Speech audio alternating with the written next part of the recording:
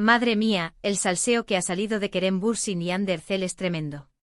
Al parecer, Kerem hizo algo que molestó muchísimo a Hande, tanto que hasta tuvo que meter baza a su representante. Imagínense el percal.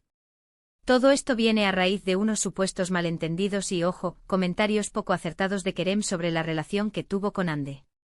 Dicen las malas lenguas que él se estaba poniendo un poco, digamos, despectivo. O tal vez minimizando la importancia de lo que vivieron juntos. Y claro, Hande, que es una mujer con mucho amor propio, pues como que no le sentó nada bien. ¿A quién le gustaría? Para ser honestos, estas cosas pasan en las rupturas, ¿no? A veces uno intenta seguir adelante y para quitarse el peso de encima, pues dice cosas.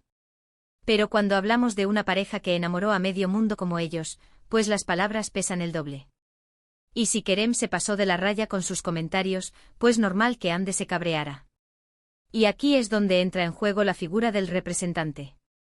No es la primera vez que vemos a los managers metiendo caña para calmar las aguas o para defender el negocio, que al final también es su negocio. Si Hande estaba sufriendo o se sentía perjudicada por las declaraciones de Kerem, su representante seguramente habrá dicho, oye, aquí hay que poner orden. Esto no se puede quedar así. Lo que yo creo que está pasando es que aunque ya no estén juntos, el tema de Kerem y Hande sigue generando muchísima expectación.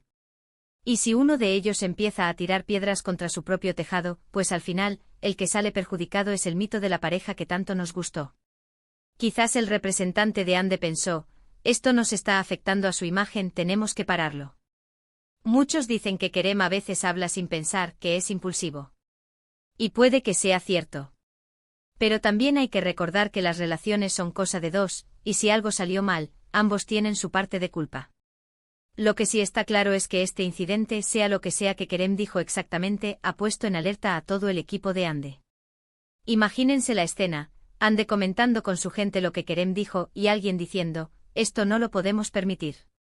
Y ahí entra el representante a llamar a los abogados, a mandar mensajes o a lo que haga falta para que Kerem se retracte o se calle la boca.